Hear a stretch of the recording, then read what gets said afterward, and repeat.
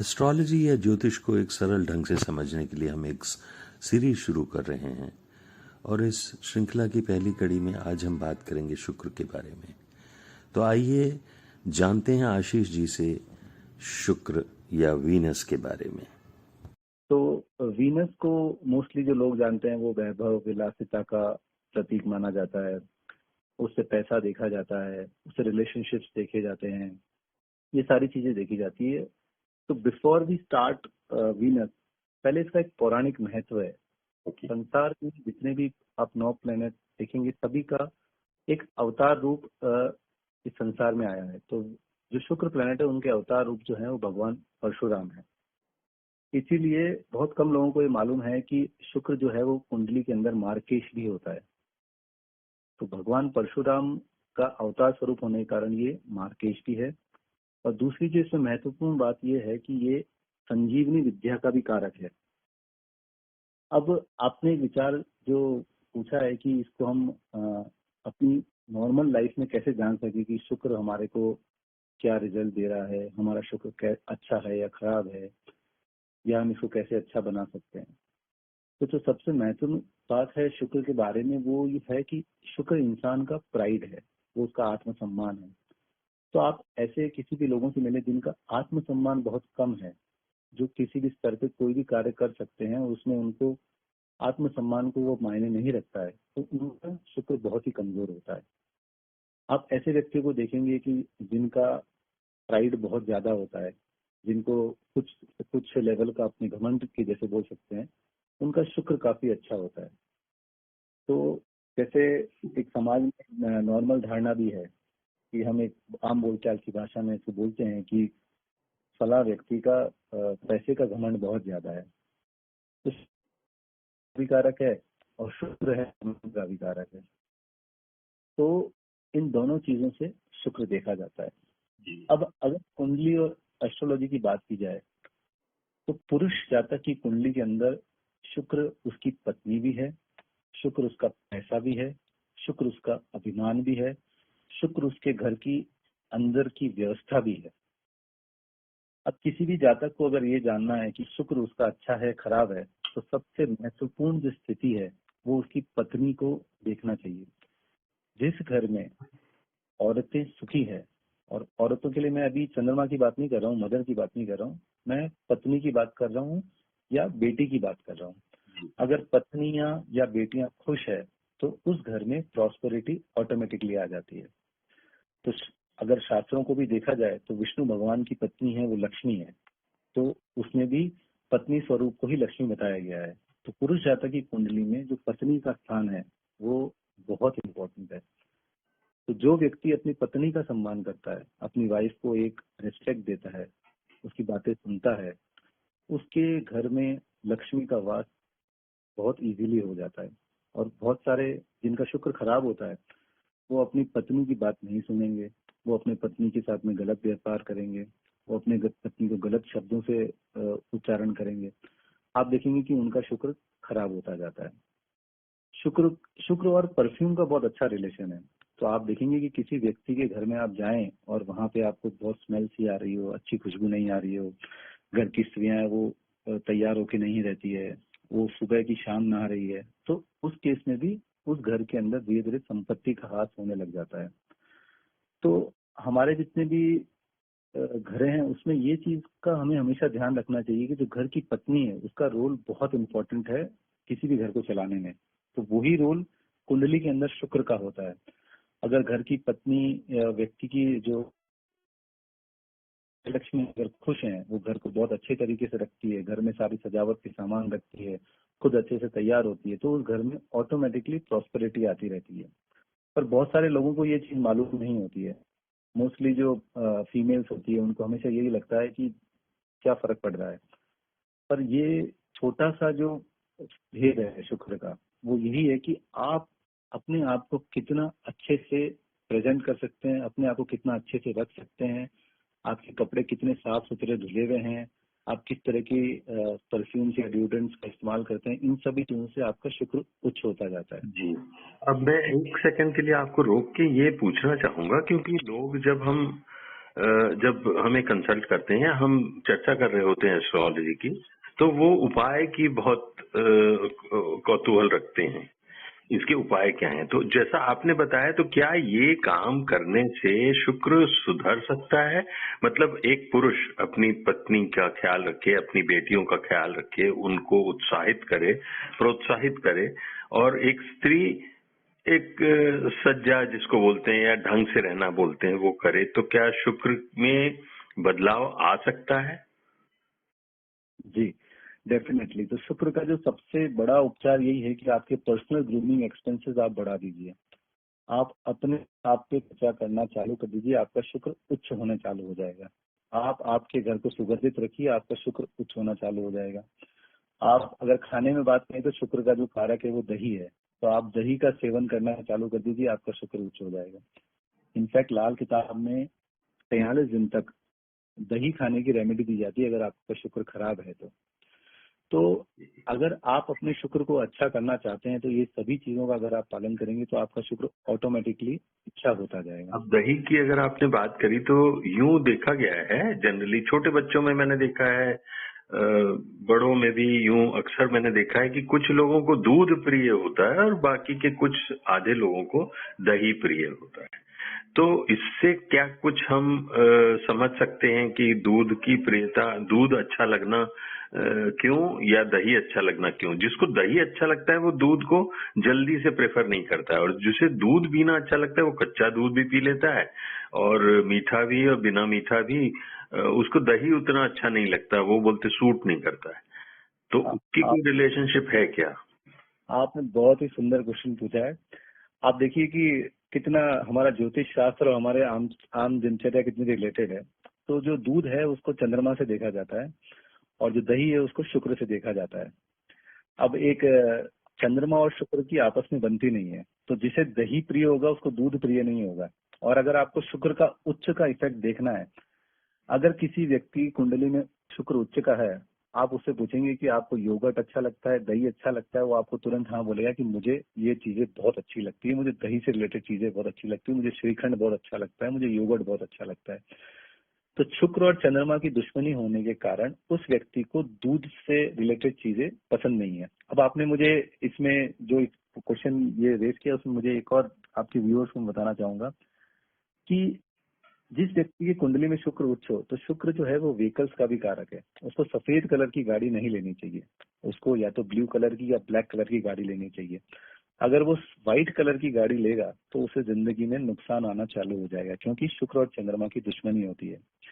और एक मजाक की बात यह है कि जो हमारे भारतीय समाज के अंदर सास और बहू के झगड़े जो कहे जाते हैं, तो सास जो है वो चंद्रमा से देखी जाती है और बहू है वो शुक्र से देखी जाती है। तो इन दोनों के झगड़ों को भी एस्ट्रोलॉजी में समावेश किया गया है कि शुक्र और चंद्र की कभी आपस में नहीं बनेगी। तो आपका जो क्वेश्चन है वो यही है। ये बहुत बढ़िया बात बताई आशीष जी आपने। दोनों बातें देखिए, गाड़ी की जब बात करूं तो मैं फिर से इसको चाहूंगा कि सभी लोग उसको बहुत ध्यान से सुने, क्योंकि सफेद रंग की गाड़ियां बहुत पॉपुलर है। मतलब मेरे ख्याल से शायद ज्यादा गाड़ियां बिकती हैं सफेद ही बिकती हैं। इसका ये जरूरी मतलब नहीं कि सभी को सूट कर रही है वो। तो उन लोगों को जिनको गाड़ी खरीदनी है और सफेद का शौक है, तो उनको जरूर से चेक कर लेना चाहिए कि उनको सफेद गाड़ी सूट करेगी या ब्लैक या ब्लू सूट करेगी। ब्लैक और ब्लू थोड़ा डिफिकल्ट टू मेंटेन होती हैं, इसलिए लोग जल्दी से सफेद में चले जाते हैं। तो ये एक बड़ा इंपॉर्टेंट पॉइंट है उन लोगों के लिए जो गाड़ी खरीदना चाहते हैं या रख रहे हैं, मेंटेन कर रहे हैं, या आगे इच्छा रखते हैं दूसरी गाड़ी खरीदने की। और जो दूसरी बात आपने कही वो तो और ज्यादा बेहतरीन ऐसे है कि सास और बहू का जो संगम है या उनका जो द्वंद्व है वो चंद्र और शुक्र का है। इसको थोड़ा सा और इलैबोरेट करें, क्योंकि चंद्रमा कंफ्यूजन भी है, इमोशंस भी है, मूडीनेस भी है, चिड़चिड़ापन भी है, शॉर्ट टेम्पर्डनेस है, इम्पल्स है उसमें। और शुक्र में एक वैभव है, विलासिता है, घमंड जिसको आपने बताया शुरू में, ईगो है। तो ये जो द्वंद्व है सास और बहू का, ये भी बहुत common, it is as common as जैसे हम सफेद गाड़ी की बात कर रहे थे, उतना ही कॉमन सास और बहू का द्वंद्व है। जी, अभी इसमें सास और बहू के द्वंद्व में कुंडली का इंडिपेंडेंट एनालिसिस करना जरूरी है कि कुंडली में शुक्र और चंद्र कहीं पीड़ित तो नहीं है और कहीं उनका दृष्टि और युति संबंध तो नहीं है। जब भी दृष्टि और युति संबंध होता है तो उस केसेस में सास और बहू के जो झगड़े हैं वो काफी काफी ज्यादा मात्रा में होते हैं। तो हमेशा जो सास से रिलेटेड अगर पर्टिकुलरली हमें कुछ कार्य करना है तो हमें ये हमेशा ध्यान रखना है कि ये सास और बहू के चंद्रमा और शुक्र का संबंध कुंडली में जातक के किस तरह से है। तो कई बार हम जब कुंडली मिलान के लिए कुंडली आती है तो बहुत सारे ज्योतिषी इसको इग्नोर कर देते हैं कि चंद्रमा और शुक्र की स्थिति कैसी है, आपस में वो क्या 6, 8, 12 है। अगर आप ऐसी स्थिति देखें तो वहां पे कुंडली मिलान में सावधानी रखनी जरूरी है, क्योंकि वहां सास और बहू का कॉन्फ्लिक्ट हो सकता है। दूसरी जो इम्पोर्टेंट बात अगेन जो गाड़ी वाली आपने बताई है, तो आज हर एक व्यक्ति हर समय पे एस्ट्रोलॉजर को शायद जा सके या नहीं जा सके, तो आपके व्यूअर्स के लिए मैं शुक्र के कुछ लक्षण बताता हूँ। अगर वो लक्षण उनके घर में हैं तो उन्हें सफेद कलर की गाड़ी से परहेज करना चाहिए। अब वो पहला लक्षण ये है कि शुक्र प्रधान महिलाएं जो होती है स्पेशली, उनको उनके हाथ से दही बहुत अच्छा जमता है। आप देखेंगे तो वो दही बनाने में एक्सपर्ट होगी। उन उन महिलाओं के पास एक अलग ही ग्रेस होगा। अगर वो खाने की थाली भी लगाएगी तो वो आपको बताएगी कि भाई ये कटोरी यहाँ आएगी, ये सैलेड यहाँ पे आएगा, ये सब्जी यहाँ पे आएगी। हर एक काम के अंदर उनका एक तरीका होगा, एक सलीका होगा। उनको वो काम उसी तरीके से पसंद होगा। तो जिस भी घरों में इस तरह की परिस्थिति पाई जाए, या आप जिस घर में कभी खाना खाने गए, आपने देखा है कि सामने वाली स्त्री हर चीज को एक बहुत ही तरीके से, आप देखेंगे ऐसे लोग, सलाद जो है उनके लिए, वो सलाद में ककड़ी कहाँ होगी, टमाटर कहाँ होगा और कौन सी चीज कहाँ होगी, वो बहुत ही सिस्टमेटिक होगा।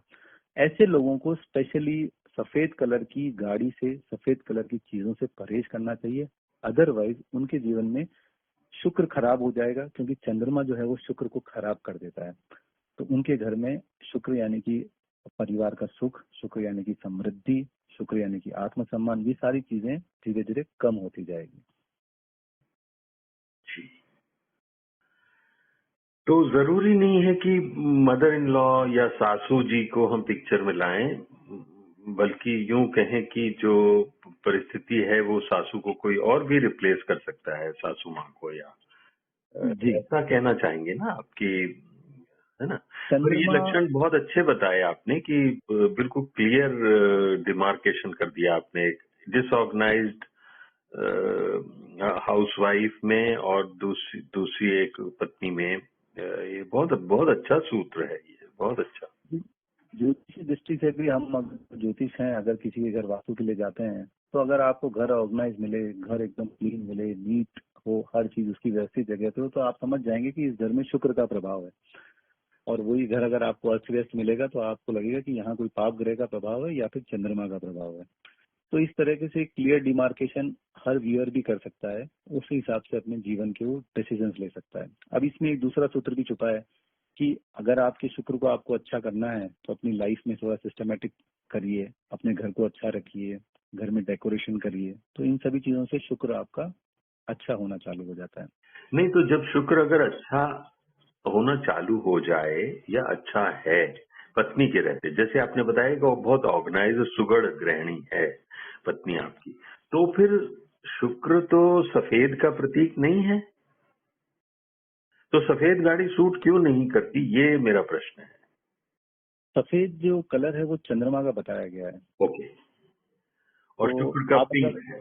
जी। जी, अगर आप आयुर्वेद में भी देखेंगे तो दही के ऊपर दूध का सेवन नहीं किया जाता है, या दूध के ऊपर दही का सेवन नहीं किया जाता है। ओके। तो शुक्र और चंद्रमा को आयुर्वेद में मिक्स नहीं किया जाता है, इसीलिए सफेद कलर की गाड़ी को इग्नोर करना चाहिए। अब गाड़ी का और कलर का और इतनी चर्चा जब हुई ही है तो मैं यूं कहूं कि सफेद और सिल्वर, हालांकि सिल्वर गाड़ियों का प्रचलन अब उतना नहीं रहा है, पर वो क्या मिलते जुलते हैं, क्योंकि शुक्र चमकीला है। बहुत सी धारणाएं ऐसी फैलाई गई हैं या फैली हुई हैं, इनको भ्रांति बोलें या अज्ञान बोलें, पर एस्ट्रोलॉजर्स बहुत जल्दी से ऐसा बोलते हैं कि शुक्र और चंद्रमा सिमिलर हैं, चमकीले हैं, श्वेत हैं, खीर के प्रतीक हैं, दूध के, दुग्ध के और चीनी के। तो वो एक चूंकि आप बहुत डेलिकेट एरिया टच कर रहे हैं, तो मुझे लगा मैं ये भी पूछूं, तो सफेद मतलब चंद्रमा, और दूसरे कोई भी कलर को हम अगर सेपरेट करना चाहें तो शुक्र से हम किस कलर को रिलेट करें? इसमें आपने दो तीन चीजें बताई है। पहली चीज तो खाने के लिए जब हम बात करेंगे तो दूध जो रॉ मिल्क है वो चंद्रमा का प्रतीक है, पर जैसे ही हमने उसकी खीर बना ली, चावल जो है वो शुक्र के हैं। कोई भी राजसी फूड जो है, राजसी फूड जो जो लेविश है, जो राजाओं का खाना है, वो शुक्र है। जैसे आपने हलवा बना लिया वो शुक्र हो गया है, आपने खीर बना ली वो शुक्र हो गई है, आपने कोई मिठाइयाँ खाई है वो शुक्र और गुरु के कंबाइंड में आ जाती है। तो दूध है वो चंद्रमा है, पर खीर बन गई तो वो शुक्र हो गया।